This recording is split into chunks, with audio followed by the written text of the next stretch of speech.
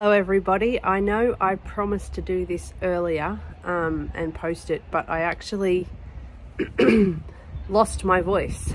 I caught a viral infection of some sort, cold, flu thing, and I had no voice. So I'm going to post this now, obviously, and I hope you really enjoy this Q&A. There weren't a lot of questions, but that's okay. It makes for a nice short video.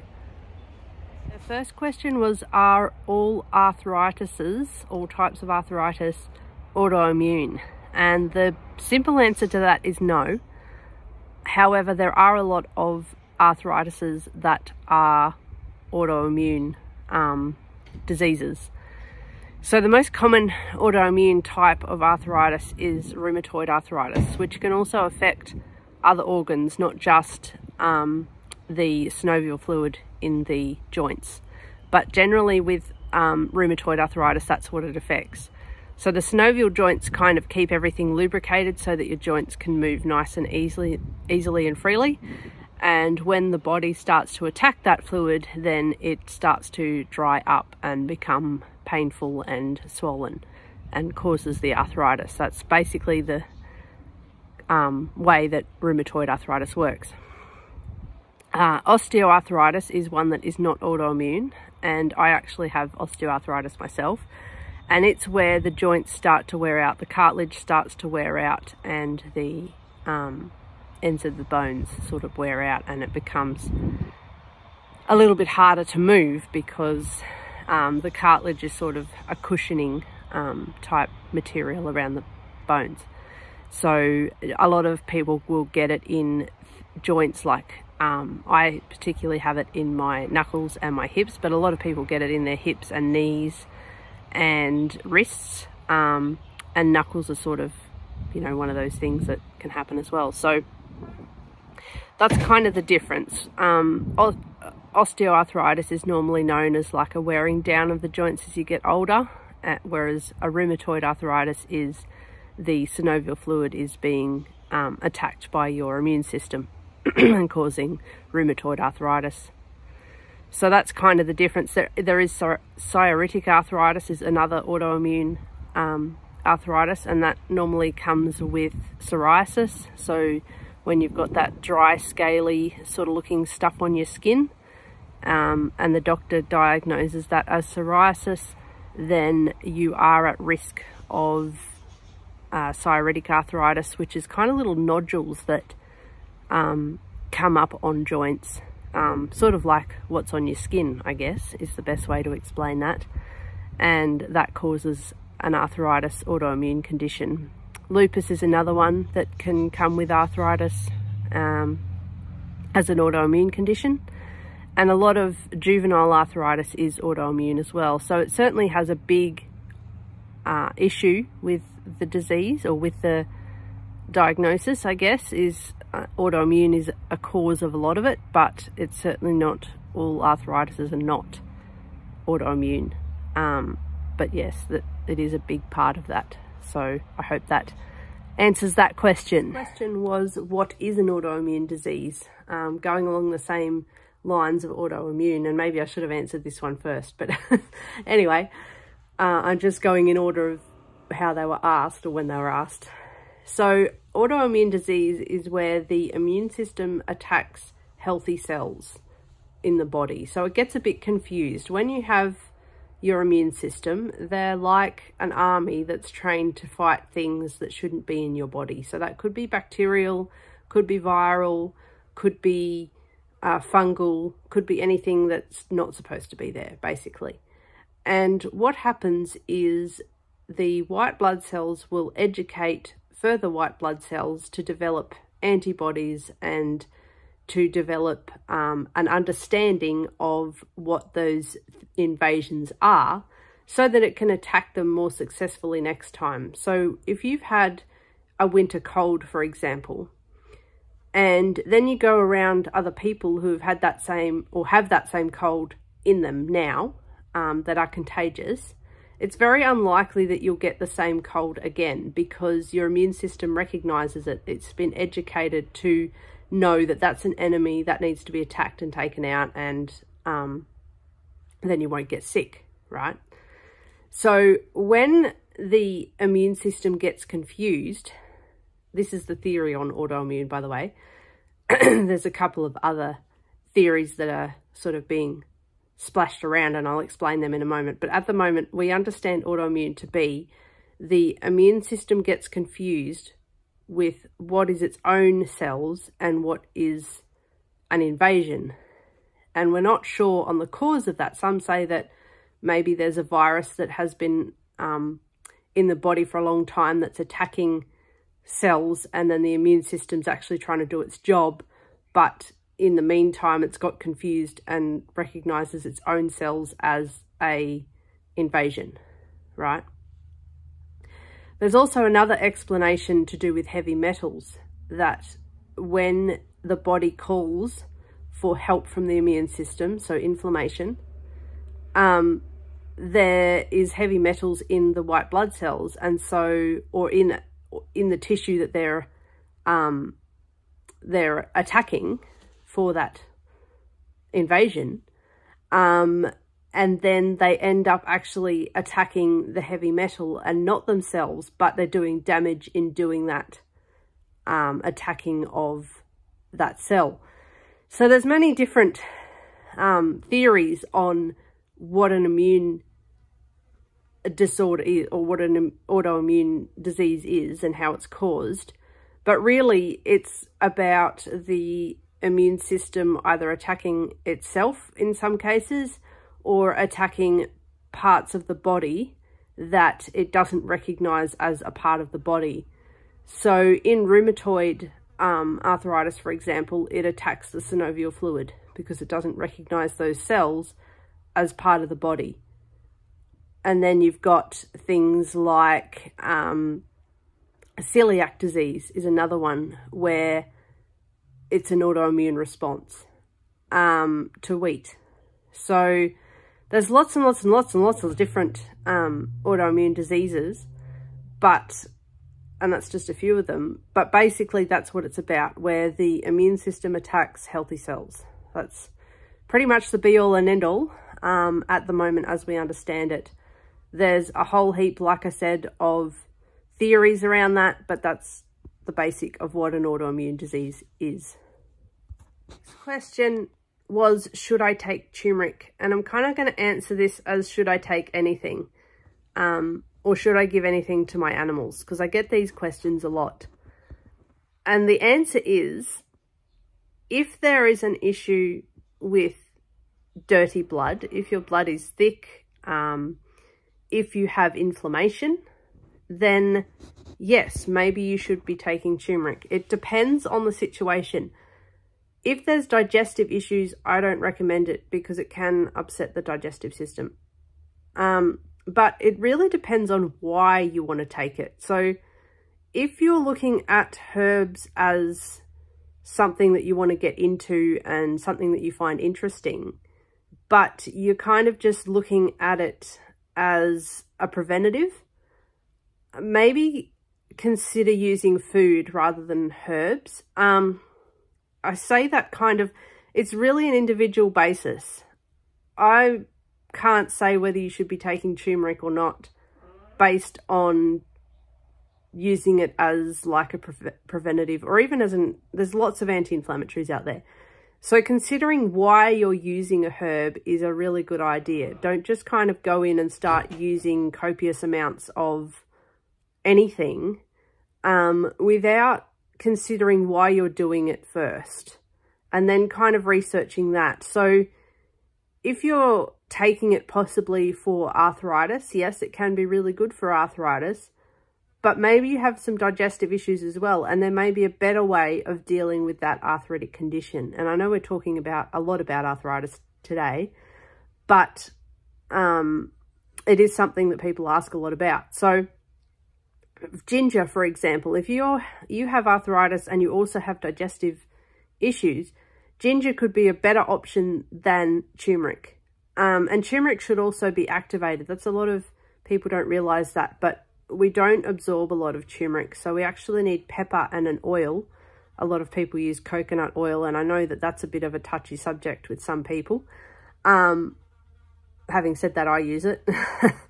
But, you know, it is a trans fat, and people carry on about trans fats and carry on about cholesterol and all the rest of it. But anyway, I'm not even going to go into all of that stuff because it hasn't been asked about.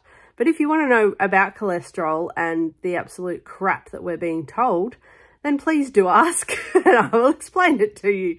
I'm just assuming that you probably know about cholesterol or don't want to know, whatever. But turmeric needs to be activated in order to be absorbed by the human body properly. Ginger doesn't, right? So ginger's pretty easily absorbed. It's good for the digestive tract. It too can have some, not side effects, but reactions in people. So some people are highly allergic to ginger and they actually get really sick from consuming it. So obviously you're not going to be using that. And maybe turmeric, maybe if you're not having digestive problems, maybe a better option for you. Or there are other options. So it really depends on what is your body telling you? What is the problem that you're trying to treat with herbs? And what are the other issues that you might be having alongside that problem that maybe one herb can deal with, or maybe a couple of different ones? And then doing some research on the actual herb. What might be the side effects or the drug interactions or the maximum amounts, you know? Don't overdo it. I see so many people overdoing it with herbs, thinking, oh, it's just a food and all the rest of it. But when you're using it in a herbal medicine sense, it's not just a food anymore. It's actually a medicine and should be treated as such. Okay, the side effects are probably not as bad as long as you're not allergic, as using a medical drug, as using a pharmaceutical. But they still do have some side effects and drug interactions and things like that. So considering what you're taking now, and what you're trying to treat and what you're doing, because they can have interactions with each other as well. Other herbs can react with other herbs and either stop your absorption of a herb or cause a reaction of some sort. So considering all of that, I don't tend to answer people's questions on whether they should be taking turmeric or any other fad herb that's out there at the moment, because I don't know. I don't know what their situation is. I don't know why they're taking or want to take the herb, and I don't know what other possible things are going on in their body. So that's basically the be all and end all, is research. Make sure that what you're doing is going to be effective for you. Second last question is, what diet do I recommend? Oh, this is an interesting one.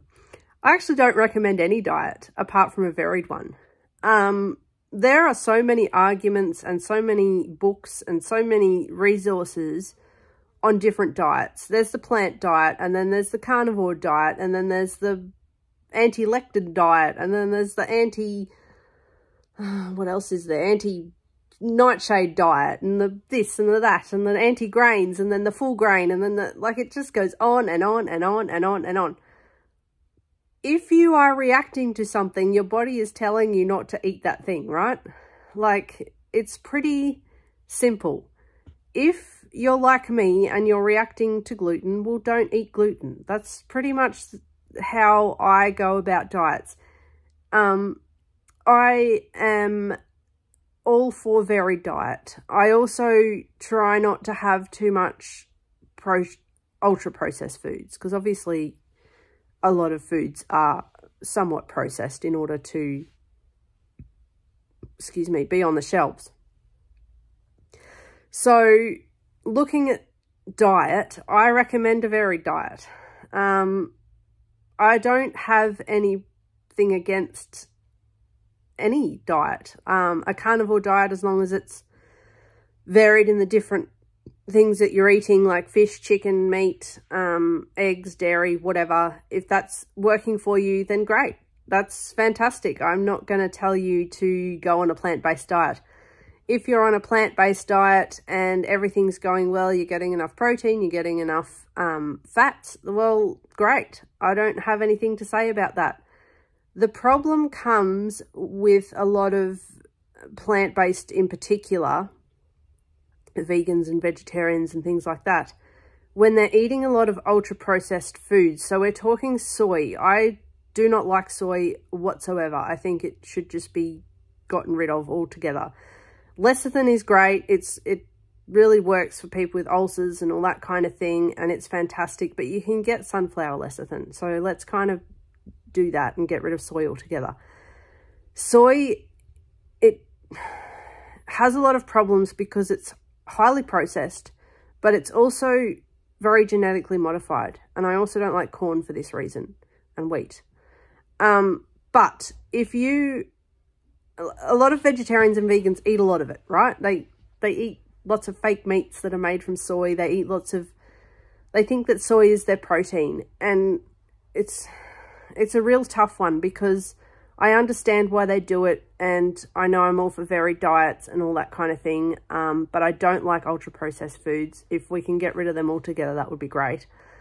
And soy is just one of those things that just, it's not really necessary. It's not necessary in animal feed, and it's not necessary in human feed. There is plenty of protein in plant-based things. You know, vegetables and things like that, nuts, seeds, all that kind of stuff. There's plenty of protein in that, but you have to eat enough of it. I often recommend that people on a plant-based diet take a plant-based protein. So a pea protein, or a chickpea protein, or whatever it is, a hemp protein. I don't really care what it is, as long as it's not soy-based. That's really... I guess my hang up is soy. I really don't like the industry. I really don't like what it does to people and animals for that matter. It really is a high allergenic food, and it's really highly processed, and it's very genetically modified, and there's a lot of problems with it. And I know a lot of naturopaths are probably going to, and dietitians and stuff are probably going to come on here and, you know, comment that, oh, soy is wonderful. It's a great protein. It's blah, blah, blah, blah. And, oh, the estrogen only affects you if you don't have enough, and it, you know, blah, blah, blah. But I've seen firsthand a lot of issues from soy, and I even have a reaction to soy. So if I eat something like tofu, or, you know, that's basically a soy-based product, I actually get very, very cranky straight after eating it. And that tells me that I probably shouldn't eat it. So when it comes to diet, and I know I've kind of touted on about soy a bit, but when it comes to diet, I just believe in a varied diet and listening to your body. So if your body reacts to something, just don't eat it. Just take it out altogether, and, you know, it'll be fine. And I don't recommend plant-based. I don't recommend carnivore. I don't recommend paleo. I don't recommend anything. Because there's just so much information out there, and I think it's a little bit of overload.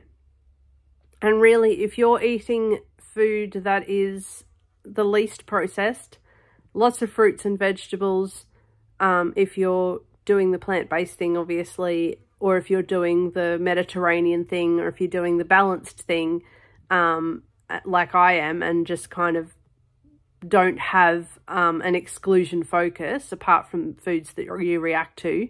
So I particularly react to onions. I'm very, very sensitive to raw onion. I cannot eat it. If I do eat it, I'll be sick for like months. It really destroys my digestive system. It's probably some sort of autoimmune reaction. I'm not sure, but it definitely affects me for a long period of time. So I just don't eat raw onion. I will eat it cooked, and it's fine. So listen to those things that your body is telling you is really all I can recommend. And don't eat the things that upset you. Exclude those completely, and just, you know, have a varied diet. Lots of fruit and vegetables, nuts, seeds, especially for the plant-based people. If you are a carnivore, vary your animal products, basically. So fish, especially small fish. Try not to have too many big fish, because they're quite full of mercury, and we really don't want that. But small fish, small oily fish like mackerel, sardines. There's another one that escapes me right now, but those small oily fish anyway, you know what I'm talking about. And, you know, red meats and all that kind of thing. Just vary what you're eating. Eggs are another good source of protein, and choline for that matter. So, yeah, just vary your diet. And if you are carnivore, the least processed as possible. If you can grow your own meat and animal products, that's fantastic.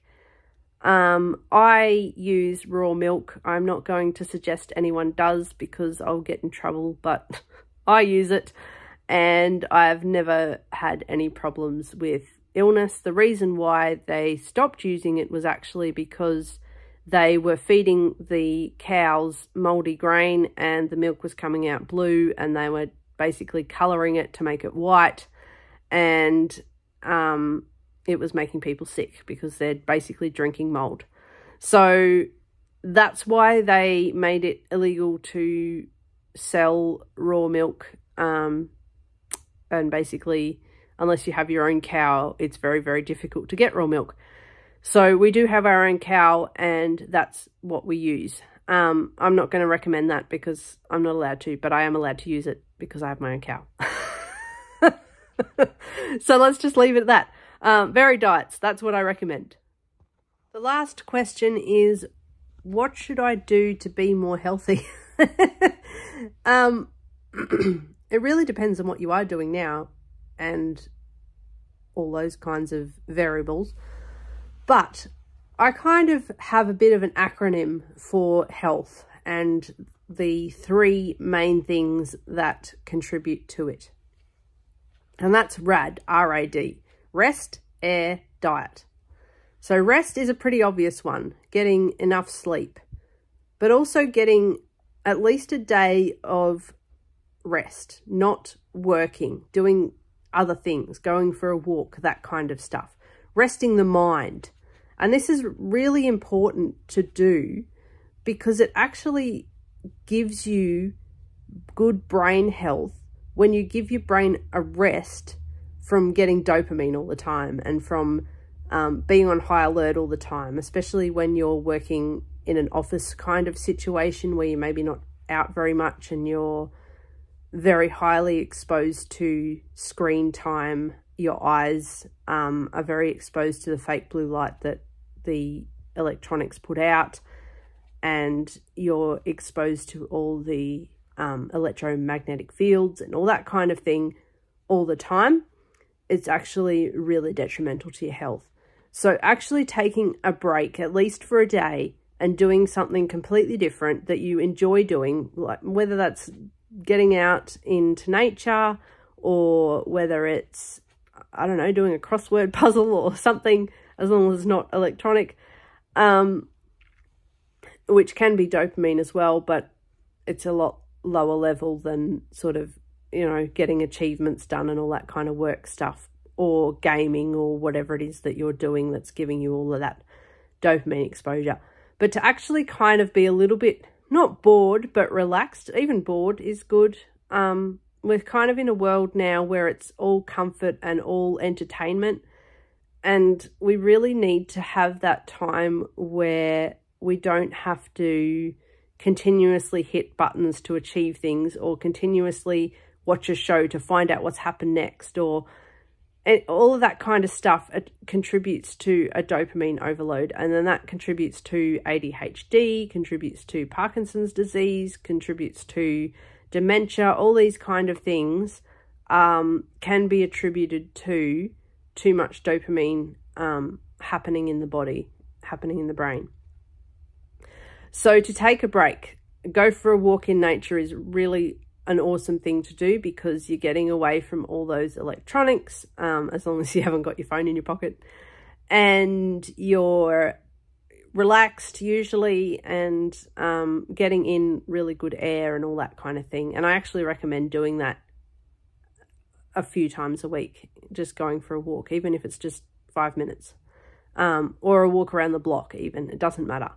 Whatever it is, just getting outside into the open air is a really, really good thing, which is going to lead to my next point. But anyway, rest is really, really important. Getting enough sleep, and also getting that day of not working at something, just being a little bit bored, or being a little bit relaxed, or doing something that's relaxing. So rest and relaxed is kind of the R of RAD. Air. This includes oxygenation more than anything. So we're talking about moving the blood, moving the oxygen around in the blood, because that's what's carrying it to all of your cells.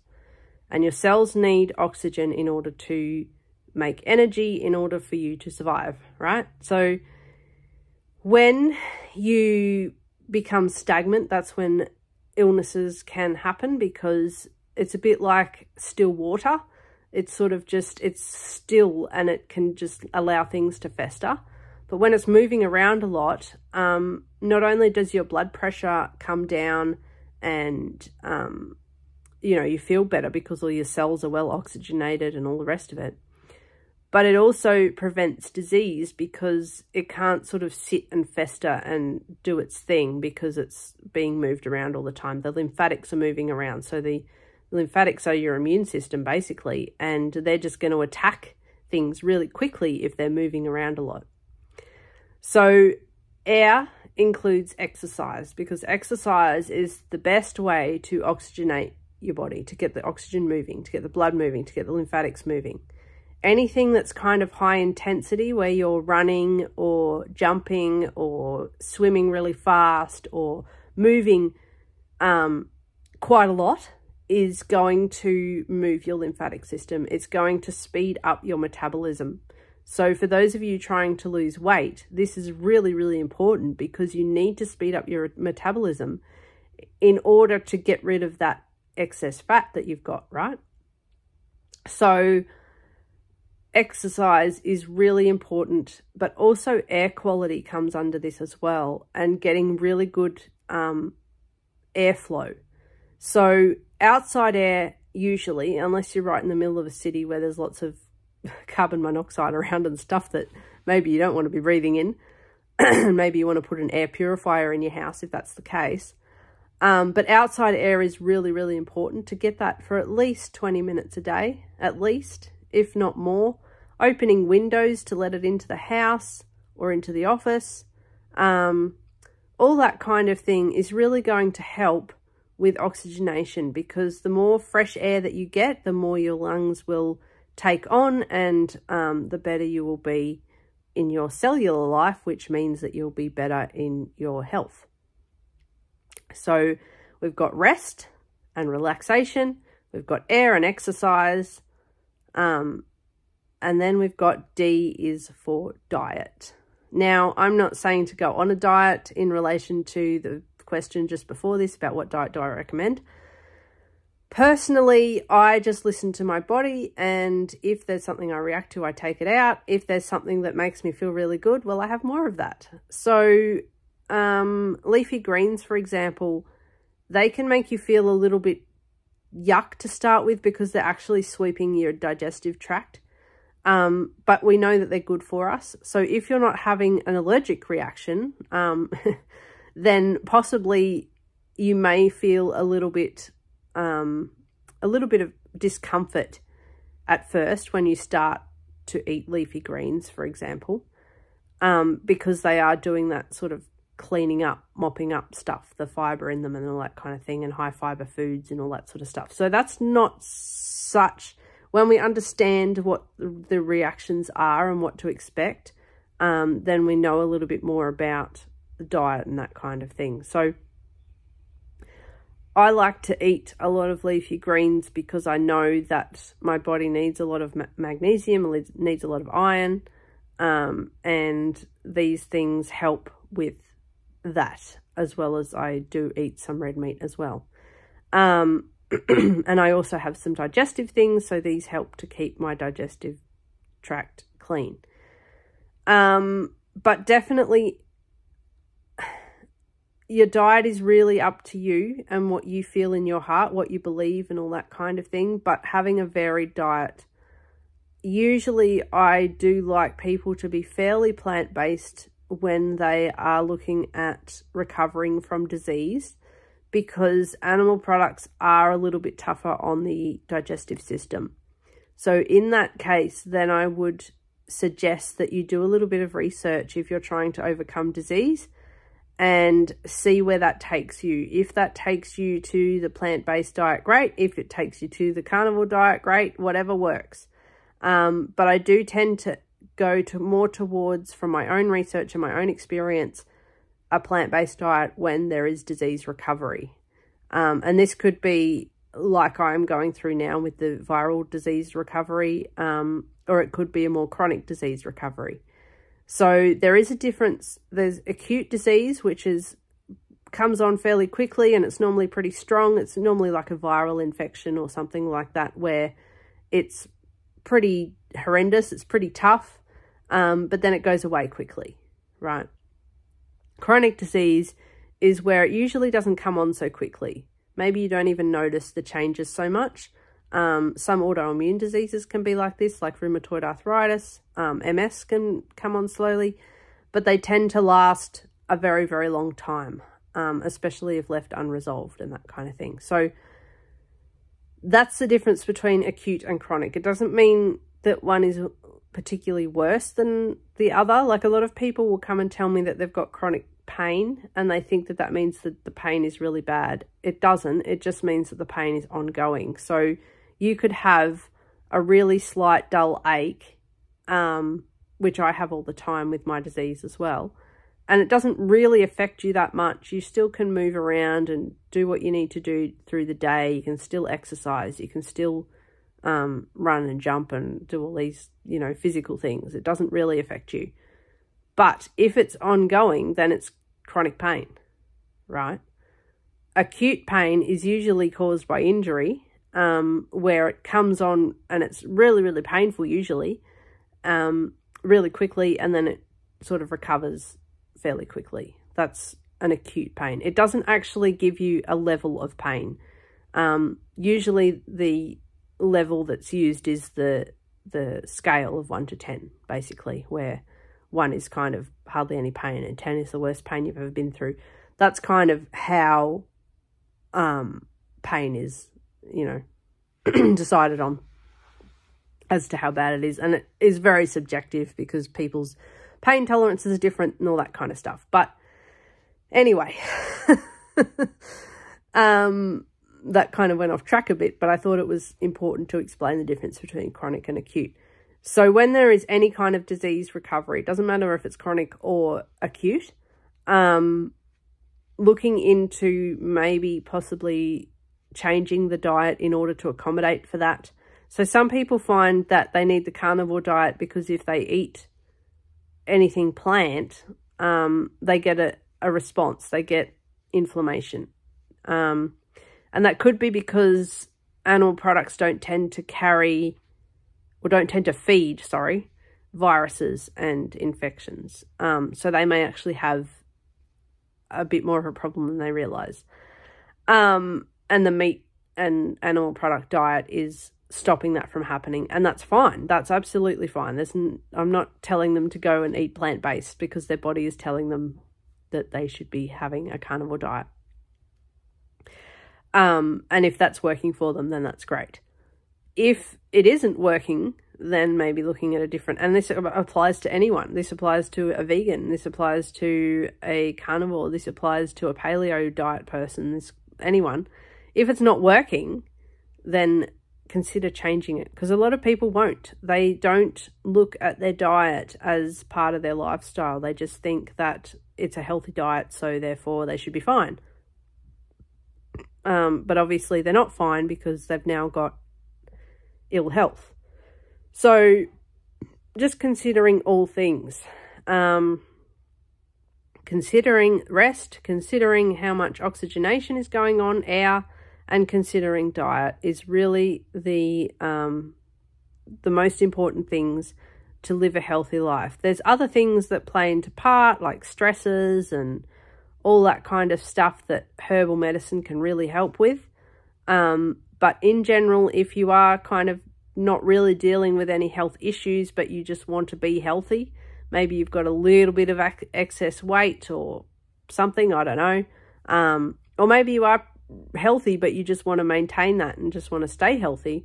Well, looking at those 3 things, rest, air, and diet, could really help you find where the shortfalls are and fix that problem. So I hope that kind of helps.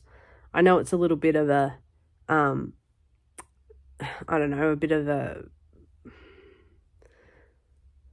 wishy-washy kind of explanation of how to be more healthy because it's so involved, it's so individualized, but really looking at those 3 things, making sure that you are getting enough rest, you're not sort of waking up in the middle of the night and can't get back to sleep, or staying up until the middle of the night and can't go to sleep, which is a little bit my problem, which actually is a hormone issue usually, or an adrenaline problem, which is a hormone.